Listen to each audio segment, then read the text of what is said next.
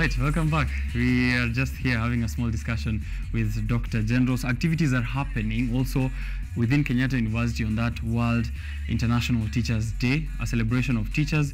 Within Kenyatta University, the School of Education proudly stands as one of those institutions which are revered across the Republic and also globally, has a reputation for churning out leaders, quality education which has been offered to them in training and also in practice in whatever capacity they've been trained to be. So let's get into this conversation. Let me allow Dr. Generals to introduce herself and then we can get to hear what we are expecting on World Teachers Day. Welcome to the show. Thank you. Good morning, viewers, and thank you for having me here this morning. My name is Dr. Generals Mutegi Kibara. I'm an educationist, a teacher by profession, and I'm a lecturer of education management, policy, and curriculum studies at Kenyatta University, the Department of Education Management, Policy and Curriculum Studies, and the School of Education and Lifelong Learning. And I'm happy to be here this morning. Right. Thank you. People are always asking a question, what makes the School of Education at Kenyatta University so special? It is the most praised, I think, School of Education across higher institutions of learning in the country. What's your secret at the School of Education? Wow, that's a good question, and that's very true. Kenyatta University is actually a home for teachers, a home for educators. We are the best in the East and Central of Africa in education. We produced the highest number of teachers, not only regionally, I believe even globally, and we ensure that our teachers are well prepared to mentor, to impact knowledge and skills to our learners. We do quite a great preparation for our teachers. So teachers are proud of us, the community, the society is proud of us because of a great job that we do to our teachers. It's a really great job and commendable to you, of course, and the rest of the department and faculty members who are at the School of Education. Let's get into this now. You are concerned first with matters of education management policy. Could you maybe put a perspective into that? What is education management policy? And then we can get to celebrate this day. Thank you very much. When you talk about education management, you're talking about putting in place measures and structures that will ensure that education in all institutions of learning moves smoothly, both from managing the staff at the institutions and also ensuring that the learners are getting the right content, the curriculum is well prepared to actually reflect the needs and the aspirations of the nation. So an education manager actually ensures the curriculum is implemented, the teachers are well prepared and ready to implement the curriculum, and all the aspects of learning are running well. That is basically, in a nutshell, what education management is. All right. If we talk about this year's theme, and I hope I got it correct the first time when I was introducing you, but I'm going just to read it out here for our viewers who might not be aware of what is happening on 5th of October, which is a few days from now here, the day to celebrate teachers, which is the International World Teachers Day. The theme here, and I'm just going to read it out to you, is the teachers we need for the education we want, the global imperative to reverse the teacher shortage. I'm sure when it comes to matters of education management and education management policy, reversing teacher shortage is also something that you're concerned about in terms of the structures you're putting in place to ensure we have enough teachers. What can we say, first of all, about the current situation in teacher-to-student ratio in Kenya? Thank you very much. Before I get to that, I would like to speak to the first part of our World Teachers Day theme this morning. The teacher we need for the education we want. I would like to mention that teachers are actually at the heart of education transformation. Teachers are a great tool or vessel to ensure that we have the right education for the 21st century. Initially, we used to talk about education to prepare learners for job market. But these days, we are talking about preparing learners, for sustainability. That's why you talk about education for sustainable development. Learners that will not leave school, leave campus, leave university to look at, where do I get a job? They can stand on their own and look around at the problems that are facing them and solve them. So teachers are actually the teachers we need for the education we want. We want an education that is preparing learners actually for the world, innovators. You don't have to look for a job if you have an innovative mindset. And those are the teachers we need for the kind of education that we want. Right. When I can get back to your question, actually, it is not only in Kenya, globally, teacher shortage has been a big issue.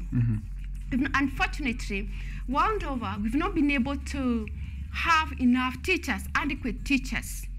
But what I can say is that we need to become innovative in this area to address, to reverse the teacher shortage, just as the theme implies, the global imperative to reverse the teacher shortage. What is happening when we speak about teacher shortage? Are we having students who are shying away from taking education courses, or are there teachers who are not getting positions of, maybe getting access to schools which give them jobs to teach students, or getting anything to do with the field that they studied for? What is happening when it comes to teacher shortage? There are very many factors at play here, and I will mention maybe the case of our country. You realize that we have very many teachers who are employed, who have actually graduated, but they're not employed. The issue is lack of resources to employ these teachers. Yeah, if you look at the Ministry of Education budget, the biggest share goes to education, goes to paying teachers, and actually it goes to salaries. Whereas you find that in other ministries, we do not have a huge budget that goes to salaries. Education is a huge investment. Education is a huge area in our country and globally, because you find that education runs all the way from the preschool all the way to the universities, and all this calls for resources. And resources are scarce. No government, no institution has got adequate resources. All that we need to do is manage the few resources that we have, proper management of resources. And if we manage our resources properly, if we saved, we can employ the very many unemployed teachers. So we can say teachers are there, many teachers have been trained, but the resources to employ them, they are not adequate. Right. Teachers are still, you cannot say that young people are shunning away from education. Currently at Kenyatta University, we have very many teachers, student teachers. Right. Yes, at all levels, from first year to fourth year. Okay. And every graduation at the School of Education, we graduate the largest number of students. Right. So we have a scenario where there are enough graduates in the field of education, but then, as you said, there resources might not be enough to support. And especially when it comes to underserved regions or remote areas, like the northern part of the Republic, we see a severe teacher shortage. Are there, maybe from your point of view, education management policies that we can enact to ensure that, of course, we are spreading out these numbers to as more students as we can? Oh, yes, and remember, there are very many variant factors that determine that. For example, when you talk about the northeastern part of this country, many factors come to play. For example, we have insecurity. That's been a major impediment to education development in that area. We've seen cases where teachers have lost their lives. And of course, yes, I know teachers, actually teaching is a calling.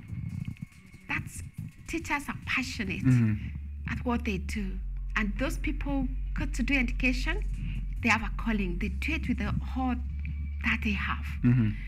Therefore, if you find that teachers are losing their lives in hundreds, everybody loves their life, and somebody will not like to lose their life. So at the northeastern frontier, the biggest challenge is actually insecurity. But then we can say that policies, yes, can be put in place to ensure that is unrest. For example, ensure, and I can say that policies are there. For example, the ministry ensures that teachers are employed or they're deployed depending on the year that they graduated. This ensures that there is fairness, that you graduated 5 years ago, you do not get to be employed by the Teacher Service Commission before the person who maybe graduated 10 years ago. Yes, so policies are there, but we can also, I tend to think we also need now to become a bit innovative here, where we can have private-public partnership. Can the government come up with policies to partner with the private sector, where we can train teachers, more teachers? Yes, we have teachers who are not employed, but still the shortage remains. Right.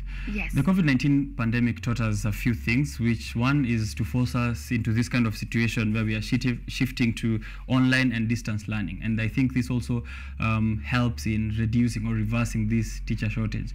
We can address, or we can get to teach more students with limited teachers. Doesn't have to be in a physical setup. Are there some lessons maybe you feel that we have learned from this kind of COVID-19 shift that we can use now for the future, that can inform our future in trying to reverse teacher shortage? Exactly. And actually, those lessons have been very well taken, not only for teaching, but also for students doing their research, postgraduate studies. I will mention, for example, at the School of Education at Kenyatta University, our students do not have to travel all the way from Ethiopia, all the way from Mombasa to come and defend their dissertation. No, they defend from the comfort of their homes, from the comfort of their offices, wherever they are, because we've adopted virtual defenses. So they will defend their work from wherever they are. And that has allowed us to graduate the largest number of students. It has helped us, support thousands of students complete their master's, their PhD studies within the shortest time possible. Right, and that leads also, I think, reminds me of the maximizing of resources. You don't need to have all these students within the university premises to defend their thesis, which also involves a lot of resources and, these lecturers and also availing themselves in person. Exactly. And what I love most is they don't even have to send us the, paper-bound thesis. And that helps us to save the environment. Right. You don't have to print volumes and volumes. They will send their soft copies of the thesis, we read, we examine, and we give them feedback, even the ones that we supervise. Right. That is what you do. And you find that I do not also have to carry that. Even if I'm traveling on assignment, I will just open my laptop and examine the thesis and give the feedback to my students. And that's the kind of education we want. That is the kind of education we want. Right. Helps a lot of people, saves the environment at the same time, Exactly. And a couple of other things. Yeah. Job satisfaction and teacher motivation. This was a question from a teacher who I was speaking to earlier before I came onto the show, and they wanted to know what can we do, or what policies can be put in place to ensure that we are supporting and incentivizing teachers to ensure that there's retention. Because you see, if a teacher isn't so happy about their job, they'll pivot and try something else. So what do we do to ensure that we're keeping as many teachers satisfied and motivated to do their jobs? Thank you very much. That's a good question. Teachers, like any other person, all human beings like being appreciated for the job they do. Therefore, teachers need to be appreciated. And appreciation is not just, a pay hike. Appreciation could be in form of, extra training, encouraging these teachers to go to get further studies, getting study leave. That is a brilliant way. I believe that an employee should not come to your institution and leave the way they came. If the teacher came to a school with a first degree, encourage them to enroll for their masters. Encourage them to register for professional courses. So that is one way of encouraging them. Personal development, that is very important. That actually motivates them. They realize that you appreciate them. You do not only look at what they deliver, what they provide to you, the service they provide, but you're also concerned about their own welfare. Right. Another issue, of course, is, appreciation of the job well done. Yeah, we need to have, like, for example, as we celebrate the One Teacher's Day, We need to have teachers recognized. Those teachers who have gone out of their way to give their best, they need to be appreciated for us for that. Not only monetary wise, but even letters of appreciation, certificates of awards. Why don't we have, awards? Appreciating teachers for the great job that they have done. Yes. Because honestly, teachers are great men and women. Right. They do great job. And we've seen a couple of teachers like Peter Tabichi from Kenya, who've won previously a global prize to show that, teachers in Kenya are actually doing a great job, and there are more who are being nominated here for other awards, including this year. It shows that that kind of motivation can also pave the way for more teachers to be excited and more, future policy makers in the field of education as well to jump in and ensure that we are reversing that kind of teacher shortage. As we go to the World International Teachers Day, let me begin with you as a teacher. You said teaching is a calling, right? Yes. When did you hear your calling? Was it like Paul when he was walking to Damascus and heard Jesus, and just Saul, don't go persecute my people. It's time for you to teach. Or how did your calling come through? Wow, that's a good question. Actually, to prove that teaching is a calling, I was not admitted at the university to do education. Okay. I was admitted at Kenyatta University to do Bachelor of Science, Natural Resources. After taking that course for 1 month, I realized this is not what I want to do. Because I discovered at the end of the day, I then become a range manager. I specialize in forestry, in tourism. And I said, I don't think this is what I want to do. And I looked at the options that were available. I said, I think I want to be a teacher. And I've enjoyed teaching for the last 28 years. Wow. Oh, yes. I've enjoyed That's teaching. a long time. Oh, it's a long time. And it's still counting. And I look forward to mentoring many more teachers. Right. Yes. Why? I know it's obvious, but now that we're going to celebrate teachers on this day, why should teachers be celebrated? Oh, yeah. Why should teachers be celebrated? Teachers actually are the cornerstone of education. We take to teachers a child who does not even know how to speak properly, who does not know how to hold a pen. And this teacher ensures the child lives a transformed individual. Teachers do not only teach these days, teachers also instill values. Actually, when you talk about education, it's not about inculcation of knowledge and skills, it is also inculcation of the right values and attitudes. That is why a person who has been to school is completely different from that person who has not been to school. And that is the work of the teacher. Right. Teachers require celebration. I tell you, there's no way you can adequately compensate a teacher. The least we can do is appreciate them. To celebrate and them. celebrate them. To appreciate them. And that is, just having the one Teacher's Day on the 5th of every October of every year, that is that's the least we can do for them. We cannot afford to pay teachers for the immense work they put. Right. That teacher will hone a student who does not know how to conceptualize a topic and ensure the students comes up with a great research that will revolutionize education, or even that is going to solve issues like the COVID. You remember our students who came up, with a ventilator machine. Ventilator machines at the Kenyatta University. Right. That is the work the teacher does. Makes great things from nothing.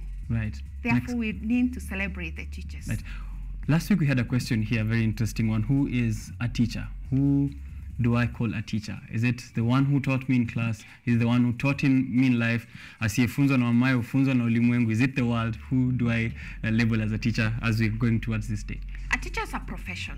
Okay. Yes. The others, yes, are mentors. They will mentor you along the way. But a teacher is what qualifies you as a teacher? You need to be trained. You're guided by a code of ethics. That becomes a teacher. There are very many other people along the way who will teach you about life. When you are growing up, your mom or your parents did not have to discipline you. The discipline belonged to the community. They will discipline you and then tell your parents, I did it. And the parents will take over from where they left. Okay. And they continue with it, And most likely, it was physical. Yes, you'll get your enough canes. Yes. Exactly. Right. But today, when you talk about that teacher, the teacher is called, I'll not say I'm a teacher because I'm able to mentor young girls, young boys, to guide them. No. Those will be mentors, they will be advisors, they will be counselors, role models. But a teacher is guided by a code of ethics. A teacher actually is a professional. Right. Yes. While we are still at it, so then how can a community, parents, and everyone else come through and actively support and collaborate with teachers to ensure that we're having a holistic education experience for our children? A great question.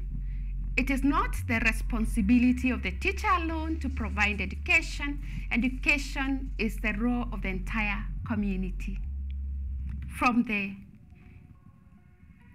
communities where schools or institutions are situated, to the parents where these children come from, where these learners are coming from, and then the institutions where the teacher is based. Therefore, it's supposed to be a collaboration. Without the community, without the teachers, without the parents, and all the stakeholders, we cannot have quality education. That collaboration is very important because the learners come from the school, they come from the community, and they learn quite a lot from the community, from what is happening in the community. That is why you find that even values, the values learners have, most of them actually emanate from the communities where they come from the families that they come from. Therefore, it is very important that all of us are speaking with one voice, that we need to provide quality education, that we need to provide, guidance. It's not the responsibility of the teacher to provide learning. Even as learners walk to school, they need to learn. What do they see along the way? What kind of values are we portraying, are we exhibiting as the community?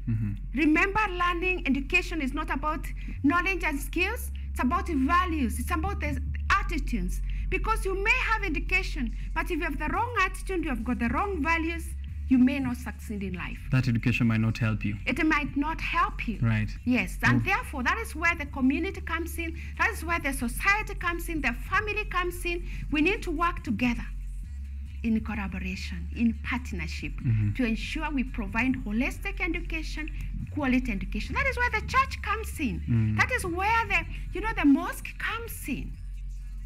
The church, what kind of values are we instilling to these small children when they come to Sunday school?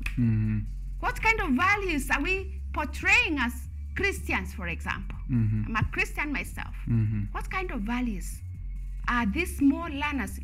It is said children learn more from what you do than what you tell them. It is not a matter of do what I say and not what I do. Right. Learners, children I'll do what you do. Most likely, they will not tell you, but you'll be surprised. Right. Yes, that's why it's important for us to act right. Exactly, to act right, to provide good role models to these young people. All right. Exactly. October 5th, the teachers we need for the education we want, the global imperative to reverse the teacher shortage. Kenyatta University is at the forefront as well of celebrating this day. And we want to hear from you because as already I am aware, and maybe to make everyone else aware, is that you're, of course, heading that organizing committee for this day. What have you prepared and what can we expect in terms of celebrations? Wow, we can't wait to, excuse me. Yes. We can't wait to get to Thursday. We prepared great events to celebrate the teacher, to celebrate the One Teacher's Day. We've organized for great events from tree planting, at the School of Education, Kenyatta University, School of Education and Lifelong Learning. We will begin by planting trees, as a sign of celebrating the teacher, celebrating the environment, new life. Education gives new life, gives hope to people, and that is symbolic, that we begin by planting trees and also heeding the presidential call to plant more trees. Right. So this day we begin by planting trees. Then we will have moments of great entertainment and speeches from our students. And this time I want to mention that we've invited even learners who are able differently learners with special needs, because we are talking about integration in education. You know, education that is integrating everyone, that we are able to actually accommodate everyone, even those of us that are able differently, then we're going to have a great work. We walk from Kenyatta University, the School of Education, all the way to Sukari Junction, and then back to the Kenyatta University, led by the police board and our great Lamboro dancers. It will be a great day. I look forward to those ones, especially. Oh, yes. Yeah. It will be a great day. So it's going to be tree planting, entertainment, a walk to Sukari, yes, and back as well. And we'll have speeches from, from eminent person, beginning from our VC. Yes, Vice Chancellor will address us. He's a teacher himself. All right. And we are looking forward to listening to him and other invited guests. Right. Thank the you. Vice Chancellor is a teacher, with more teachers from Kenyatta University, the one that has the best school of education in the Republic. And I'm just saying what is there as facts. These are not my opinion. In the East and Central Africa. Right, yes. Of course. Education policies often focus on curriculum development and teacher training. And we've seen a shift even in the education curriculum within the Republic. How can policymakers ensure that there's implementation and also keeping up with the shifts from the students' level to the teachers' level, that we're all aligned, there's no confusion, that any changes in policy are able and easily implemented in all levels? Thank you very much. To ensure that the policies succeed, there's need for proper implementation, and as this implementation takes place, there is also need for monitoring and evaluation. Okay. We need to keep on monitoring. How far are we going? Are we achieving our objectives or not? Remember, every policy is actually a policy is a guideline, and therefore it is very important to ensure that those policies that are there are well implemented. I will mention that one of the challenges that we have as a nation is implementation. Okay. We have the best policies around, but then when it comes to implementation, we tend to slow on that. We tend not to be very keen. Sometimes we take shortcuts. So if we can carefully implement the great policies, and I'll give an example of the CBC that we have, the competency-based curriculum. It's a brilliant curriculum. But are we implementing it the way it is? I want to mention that Kenyatta University, we actually think they're the first or the only university that has adequately prepared, and the other universities are coming to benchmark from us when it comes to CBC. And that the proper implementation is very important, and then monitoring and evaluation. The need to follow the implementation step by step to see whether there are any gaps that are there that require to be addressed, and then we bridge those gaps as we move forward. All right. Exactly. Proper implementation and also monitoring and evaluation. Exactly. To ensure that they are implemented at every single stage. And addressing the challenges. You know, that the aim of actually monitoring is to look for feedback. Yes. That feedback, what do you do with it? Do you just keep it and hope for the best? You need to look at what is the feedback. Maybe you're getting feedback like teachers are feeling they're not adequately prepared to implement the CBC curriculum. What are you doing to do? What are you doing with that feedback? Right. You need to ensure that teachers are prepared. So that feedback, the implementation of the challenges of the feedback being, useful, being used for the purpose that it is meant to be, it's very important for the success of any policy. Right. On the 5th of October, which is 2 days from now, is when we're celebrating that day. And I don't know, I think you've been in this space for a long time. You've been a teacher for 28 years. You were a student before that. I don't know if you're still a student. Education is a lifelong journey. But are there any teachers you'd like to celebrate? Maybe the ones who taught you way back in the day, or maybe the ones you've been with. This is a chance to also give a few shout-outs here and there. Oh, thank you. Yes. Thank you. Yes, I want to celebrate my teachers who worked with me from primary school. When I was a little girl, I want to mention that I never went to preschool. Ooh. I actually went straight to standard 1. You were that sharp. I was that smart. On a light note. Yes, I want to celebrate them. And one such teacher is Teacher Beatrice, who retired 3 years ago. I celebrate her. She's my role model. I still remember her. Teacher Helen. She's still teaching. And I want to celebrate all the teachers, especially my students at Kenyatta University. The students I've taught over the years from high school when I began my career. The students I've taught and mentored in various institutions of learning. I want to celebrate you today as your teacher, and all the lecturers, all my colleagues and my peers. I celebrate you today in a big way, and I want to tell you, let's keep doing it. It's a great thing, it's a calling, and we enjoy doing it. Thank you. Right. Just a final word here. You are in the space of education management policy, and maybe for aspiring educators and policy makers, what advice will you give them regarding, you know, the study and the practice of education management policy, especially maybe in the context of Kenya? What things have you learned here and there in your journey so far? Thank you. I would like to mention that let us not, education actually does not take place in a vacuum. It takes place within the context where we are. Therefore, it is very important before we come up with any policy, we look at the needs of our society, so that we come with the policies that will address the needs of our society, so that we will not keep on talking about the same challenges that we've talked about since independence. We will not keep on talking about unemployment. We will not keep on talking about lack of teachers. We don't keep on talking about, poverty. We need to come up with the policies that will address the issues affecting the society, affecting our country. The global is a small village now.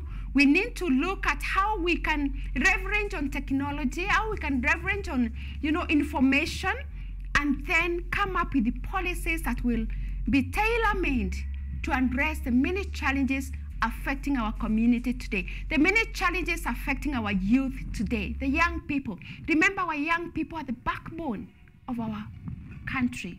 They will be in charge tomorrow. What kind of young people do we want to be on the forefront of this country in the next 10, 15 years? Therefore, we need to ensure that the policies that we put in place are not alienated from the realities of our society, of our country, so that we have the right policies in place that will address the challenges that we have, and so that we move on as a country, that we don't keep on talking about the same challenges that we started speaking about since we got independence. Right. Thank you. Thank you very much. That's Dr. Jane Rose Mutegi, PhD. She is the lecturer at the Department of Education Management, Policy and Curriculum Studies, also the chairperson of the World Teachers' Day Committee within the School of Education and Lifelong Learning here at Kenyatta University. And we're celebrating, of course, awaiting Thursday, the official day to do this, which is the World Teachers' Day. The theme is the teachers we need for the education we want. What kind of teachers do we need, and what kind of education do we want? The global imperative to reversing the teacher shortage. This is a global discussion, but also here within Kenyatta University, as we've had, there are activities happening from planting trees to the work that is happening to Kahawa Sukari and back, and also a couple of important discussions happening from stakeholders and other industry leaders within the sphere of education. Is everyone invited to? Everybody's invited. Okay. We also invited KUTV. Please come and celebrate with us. All our students, you are invited, not only the students in the School of Education and Lifelong Learning, but all the students at Kenyatta University. You're most invited for this great day. All our staff, you are invited. The management, everybody is invited to come and celebrate with us. Come in, comfortable shoes to work and celebrate the teacher. Thank you. All right. Please do celebrate your teachers as well on the comment sections at KUTV Kenya. I'll be coming back to celebrate more of my teachers. But to begin, the first teacher I'd like to give a shout out to, who's now currently the head teacher, or recently has been put on as the head teacher of my primary school, that is Mr. John Ototo. I would like to say that you have been instrumental in my life growing up as a teacher. In high school, the teacher who admitted me to the greatest school in the land, Mr. DG Kariuki, to the school we love the most. I would like to give my gratitude, of course, to being a great teacher. In campus, I was taught by many of those teachers who I'll be giving a shout out, but one, the late engineer Namale, who taught me at the School of Physics within Kenyatta University, who also gave me the skills and the necessary education to help me charter my way through this life. Please celebrate your teachers. I'll be right back on Biashara Tuesday to see that feedback and also to have more conversations. Don't go too far. I'll be right back.